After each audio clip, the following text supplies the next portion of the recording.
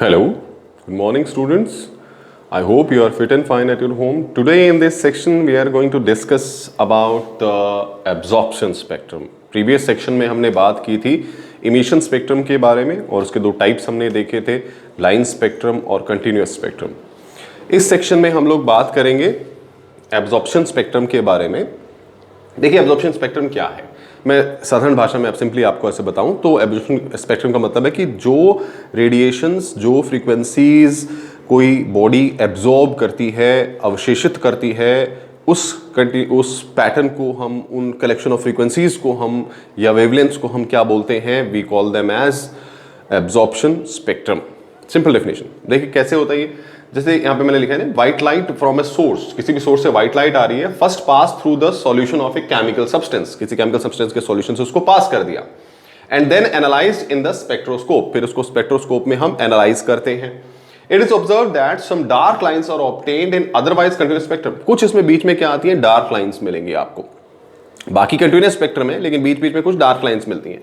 वो dark lines किसको resemble कर रही हैं? वो डार्क लाइन यहां पे रिजेंबल करती हैं कि कुछ सर्टन फ्रीक्वेंसीज, कुछ सर्टन वेवलेंथ्स क्या की गई हैं, एब्जॉर्ब हुई हैं, अवशेषित हुई हैं, और वो ही क्या कहलाती हैं यहां पर, एब्जॉर्प्शन स्पेक्ट्रम बना रही हैं. Means those certain dark lines which are observed in the spectroscope, वो क्या है, वो फ्रीक्वेंसीज हैं जो एब्जॉर्ब हो गई हैं, जो उस बॉडी ने एब्जॉर्ब कर ली हैं. ठीक है, इसलिए वहां पे आपको स्पेक्ट्रोस्कोप में डार्क लाइंस मिली थी, अदरवाइज तो वो कंटिन्यूअस स्पेक्ट्रम था. वो डार्क लाइन इसलिए मिली क्योंकि एब्जॉर्प्शन हो गया उन फ्रीक्वेंसीज का. तो इसी को हम क्या बोलते हैं, एब्जॉर्प्शन स्पेक्ट्रम बोलते हैं. जो फ्रीक्वेंसीज वहां पे नहीं थी, जो वेवलेंथ वहां पे नहीं थी, वो एब्जॉर्ब कर ली गई उस बॉडी के द्वारा, और उसी फ्रीक्वेंसीज के कलेक्शन को हम क्या बोलते हैं, एब्जॉर्प्शन स्पेक्ट्रम कहते हैं. अब यहां पे हम लोग नेक्स्ट हमारा जो है हम देखने वाले हैं इमिशन स्पेक्ट्रम ऑफ हाइड्रोजन. यहाँ पे हाइड्रोजन के बारे में ही है आपके सिलेबस में, तो हम हाइड्रोजन के बारे में ही बात करेंगे, इमिशन स्पेक्ट्रम ऑफ हाइड्रोजन. अब कैसे डिस्कस करेंगे हम इमिशन स्पेक्ट्रम को हाइड्रोजन के? हमने क्या किया, हाइड्रोजन गैस ली लो प्रेशर में एक डिस्चार्ज ट्यूब के अंदर. हमारे पास एक डिस्चार्ज ट्यूब है और उस डिस्चार्ज ट्यूब के अंदर हमने क्या किया, हाइड्रोजन गैस को लो प्रेशर पे रखा हुआ है, एट लो प्रेशर, और फिर उसमें क्या करते हैं, इलेक्ट्रिक डिस्चार्ज पास करते हैं, वोल्टेज पास करते हैं. ठीक है, तो वहां से क्या इमिट होते हैं, रेडिएशन इमिट होना शुरू हो जाते हैं. उन्हीं रेडिएशंस को हम क्या बोलते हैं, इमिशन स्पेक्ट्रम ऑफ हाइड्रोजन बोलते हैं. अंडरस्टैंड?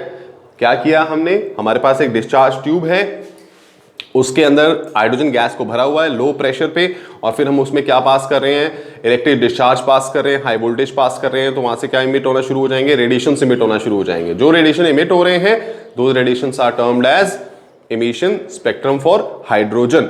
जब इसको एनालाइज किया गया, जब हाइड्रोजन के इमिशन स्पेक्ट्रम को स्पेक्ट्रोस्कोप से एनालाइज किया गया, तो ये देखा गया कि वहां पर कई टाइप के रेडिएशंस इमिट होते हैं. अलग अलग साइंटिस्ट ने अलग अलग टाइप के रेडिएशंस वहां पे इमिट किए, मतलब स्टडी किए, और उनको स्टडी के बाद अलग अलग नाम दिया गया.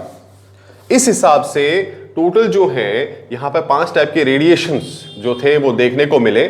5 टाइप के रेडिएशंस कौन कौन से यहां पे देखने को मिले, ये थे लाइमन, बाल्मर, पैश्चन, ब्रैकेट और पी फंड. जिन साइंटिस्ट ने अलग अलग जिनको डिस्कवर किया, जिस टाइम पीरियड डिस्कवर किया, उसके हिसाब से इनको नाम दिया गया है Lyman series, Balmer series, Paschen series, Brackett series और Pfund series. Understand students? अब इनमें कौन कौन से रेडिएशन को डिस्कवर किया गया? लाइमन सीरीज में डिस्कवर किया गया यहां पे अल्ट्रा वायलेट रीजन को, यूवी रेडिएशंस. बाल्मर सीरीज में डिस्कवर हुए विजिबल रेडिएशन. पैश्चन और ब्रैकेट में इंफ्रारेड रेडिएशन थे, और पी फंड सीरीज के अंदर यहां पर भी क्या थे, इंफ्रारेड थे. तो इस तरह 5 सीरीज जो है वो डिस्कवर हुई हाइड्रोजन इमिशन स्पेक्ट्रम की. 5 सीरीज हाइड्रोजन इमिशन स्पेक्ट्रम की 5 सीरीज यहां पे डिस्कवर हुई. 5 रेडिएशन डिस्कवर हुए, लाइमन, बाल्मर, पैश्चन, ब्रैकेट और पी फंड. लाइमन सीरीज में क्या कौन से रेडिएशन डिस्कवर हुए, यूवी रेडिएशन, बाल्मर में विजिबल, पैश्चन में इंफ्रारेड, ब्रैकेट में इंफ्रारेड और पी फंड में भी इंफ्रारेड रेडिएशंस डिस्कवर यहां पे हुए.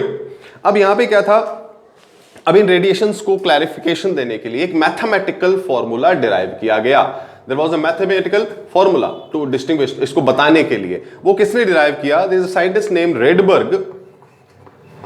रेडबर्ग थे, जिसको रेडबर्ग फॉर्मूला के नाम से जाना जाता है। इस फॉर्मूला को जिन्होंने बनाया, रेडबर्ग फॉर्मूला, भाई रेडिएशन जो होंगे वो किस रेंज के होंगे, क्या होंगे, उन रेडिएशन के बारे में बताने के लिए, उन सीरीज को, इन सारी 5 सीरीज को एक्सप्लेन करने के लिए क्या है, रेडबर्ग ने एक मैथमेटिकल फॉर्मूला दिया। वो मैथमेटिकल फॉर्मूला क्या है यहां पे हम लिखेंगे, दैट इज, ये रेडबर्ग फॉर्मूला वेव नंबर को बताता है बच्चों, वेव नंबर को डिस्प्ले करता है। That is equal to, wave number is equal to R 1/n1 square minus 1/n2 square. हम इसको ऐसा लिखते हैं 1/n1 square minus 1/n2 square. अलग अलग सीरीज के लिए n1 और n2 की वैल्यू बच्चों बदल जाती है। n यहां पे क्या है, n इज हेयर इंटीजर।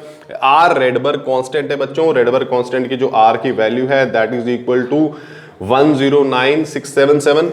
109677 यहां पे r की वैल्यू होती है जो कि एक कांस्टेंट है। n1 n2 यहां पे इंटीजर्स है। अलग अलग सीरीज के अलग अलग वैल्यू देखिए, लाइमन के लिए, लाइमन सीरीज के लिए n1 की जो वैल्यू है वो होती है 1, और n2 जो हो सकता है वो हो सकता है 2 3 4 गोज ऑन। बाल्मर सीरीज के लिए n1 की वैल्यू बच्चों होगी 2, और n2 क्या हो सकता है फर्दर 3 4 5 हो सकता है। पैशन के लिए n1 की वैल्यू होगी 3, और n2 हो सकता है 4 5 6 ऐसे। ब्रैकेट के लिए n1 की वैल्यू होगी 4, और n2 हो सकता है 5 6 फर्दर। पी फंड के लिए n1 की वैल्यू होगी 5, और n2 हो सकता है फिर 6 7 ऐसे 8 ऐसे चलता जाएगा। तो ये आपकी n1 और n2 की वैल्यूज हैं जिससे आप वेव नंबर को आइडेंटिफाई कर सकते हो। और एक बार आपको वेव नंबर मिल गया तो वहां से वेवलेंथ निकाल सकते हो। याद है ना वो रिलेशनशिप हमने पहले पढ़ी थी, वेव नंबर जो होता है वो क्या होता है, wave number is equal to होता है 1/λ। ठीक है बच्चों, तो इस फॉर्मूला से आपको वेव नंबर पता लग सकती है, वेव नंबर से आप वेव लेंथ निकाल सकते हो, और अगर वेव लेंथ आपको पता चल गई तो फ्रीक्वेंसी निकाल सकते हो। Simple you have a formula c is equal to nu lambda. Understand student? तो यहां से इस फॉर्मूला से, रेडबर्ग फॉर्मूला से आपको क्या मिल सकता है, किसी भी Lyman, Barmer, Paschen, Brackett, P fund, किसी भी सीरीज का आपको क्या मिल सकता है, वेव नंबर मिलता है। और वेव नंबर से आप वेवलेंथ निकाल सकते हो, और वेवलेंथ से आप क्या निकाल सकते हो, यहां पर फ्रीक्वेंसी भी निकाली जा सकती है। तो ये थी इमिशन स्पेक्ट्रम ऑफ हाइड्रोजन की 5 series, Lyman, Balmer, Paschen, Brackett, Pfund, और उनके लिए जो आपको वेव नंबर आइडेंटिफाई करना है उसके लिए रेडबर्ग फॉर्मूला जो रेडबर्ग ने दिया था, that is wave number is equal to r into 1/n1 square minus 1/n2 square, जहां n इंटीजर है, n1 और n2 की वैल्यू अलग अलग सीरीज के लिए अलग अलग है, जैसे मैंने यहां पे लिख दी है। r रेडबर्ग कांस्टेंट जिसकी वैल्यू 109677 यहां पे ये होती है। Understand students? ये यहां पे ये चीजें यहां पे आ जाती हैं हमारी।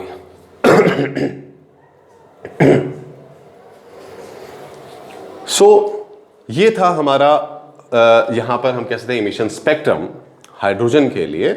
नाउ ये सब तो हमने देखा, देखिए हमने पढ़ा यहां पे सारे एटॉमिक मॉडल्स हमने पढ़े। हमने लास्ट टाइम जो हमारा रदरफोर्ड मॉडल था उसके अंदर हम ये पढ़ रहे थे। रदरफोर्ड मॉडल काफी कामयाब मॉडल था, ठीक है। उसी में हमने ये क्वांटम मॉडल पढ़ा, ये जो फॉर्मूलाज हैं, स्पेक्ट्रम है, ये सारा हमारा रदरफोर्ड मॉडल में आ गया। पर ये सब की डिस्कवरी के बाद, यानी क्वांटम मॉडल के बाद, रदरफोर्ड की कुछ कमियां सामने आई। सबसे जो बड़ी एक ड्रॉबैक था रदरफोर्ड एटॉमिक मॉडल का, जो सबसे इंपॉर्टेंट जो ड्रॉबैक यहाँ पे सामने देखने को मिला इन सब डिस्कवरीज के बाद, स्पेक्ट्रम वगैरह की सब डिस्कवरीज के बाद, वो ये देखने को मिला, वही हम यहाँ पे देखने वाले हैं। The biggest drawback of Rutherford model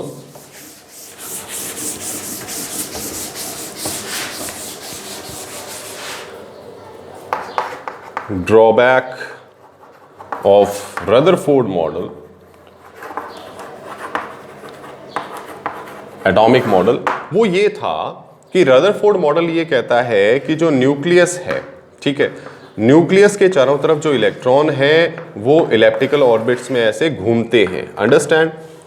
okay, ये बात यहाँ पे आती है। उन्होंने इसको ऐसा रिजेम्बलेंस दिया था किसके साथ, हमारे सोलर सिस्टम के साथ रिजेम्बलेंस दिया था। अब यहाँ पे क्या है कि इलेक्ट्रॉन घूम रहे हैं न्यूक्लियस के चारों तरफ, इलेक्ट्रॉन्स आर चार्ज्ड। तो जो मैक्सवेल थ्योरी है, मैक्सवेल इलेक्ट्रोमैग्नेटिक थ्योरी है, magnetic theory, Maxwell electromagnetic theory क्या कहती है कि कोई भी बॉडी, जो कोई भी charge body, whenever a charged body is accelerated, it starts emitting radiations and lose energy.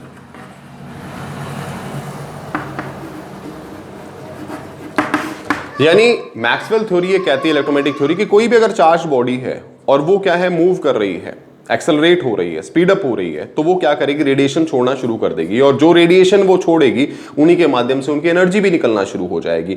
Means the charge body will lose energy in the form of radiation, ये मैक्सवेल थ्योरी कहती है। अब यहां पे भी क्या है, इलेक्ट्रॉन्स हैं, वो चार्ज इलेक्ट्रॉन्स हैं, और जब वो मूव कर रहे हैं न्यूक्लियस के चारों तरफ तो दे आर एक्सेलरेटेड। यही बात क्या है, रदरफोर्ड कहते हैं कि वो एक्सेलरेटेड है, इलेक्ट्रॉन मूव कर रहे हैं, स्पीड से घूम रहे हैं। तो जब ये इलेक्ट्रॉन ऐसे मूव करेंगे, ये स्पीड से इलेक्ट्रॉन ऐसे मूव करते हैं, तो ये क्या है, रेडिएशन छोड़ेंगे। इन इलेक्ट्रॉन से क्या निकलेंगे, रेडिएशंस निकलेंगे, बिकॉज दे आर मूविंग। अब रेडिएशन निकलेंगे तो इलेक्ट्रॉन की क्या एनर्जी लूज होगी, तो एनर्जी लूज होगी तो ये मूव करते करते करते करते क्या है, इस तरह आते आते क्या हो जाएंगे, न्यूक्लियस में कोलैप्स हो जाएंगे। They will collapse in the nucleus, collapse कर जाएंगे न्यूक्लियस के अंदर, और इस तरह तो हमारा जो एटम है वो अनस्टेबल हो जाएगा, डिसइंटीग्रेट हो जाएगा। लेकिन ऐसा होता तो नहीं है, एटम तो स्टेबल रहता है, कभी भी डिसइंटीग्रेट नहीं होता। ठीक है, तो इसका मतलब ये हुआ कि रदरफोर्ड की ये वाली जो बात थी कि the electrons are moving in around the nucleus in elliptical orbits and they are speeding up, accelerated motion में रहते हैं वो, ये गलत थी। ये सबसे बड़ा ड्रॉबैक था।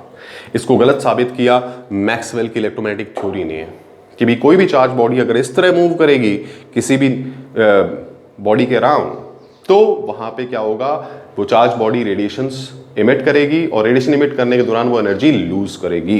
तो ये बात सही थी, और अगर ऐसा होता है तो यहाँ पे क्या हो जाएगा, ये कोलैप्स हो जाएगा न्यूक्लियस के अंदर इलेक्ट्रॉन, और हमारा एटम डिसइंटीग्रेट हो जाएगा।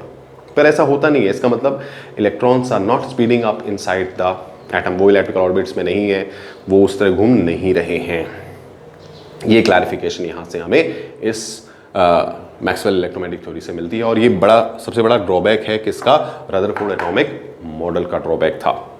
अंडरस्टैंड स्टूडेंट्स, आई होप आपको समझ में आया होगा। इन केस कोई डाउट है, you can contact me on the WhatsApp number. Thank you students.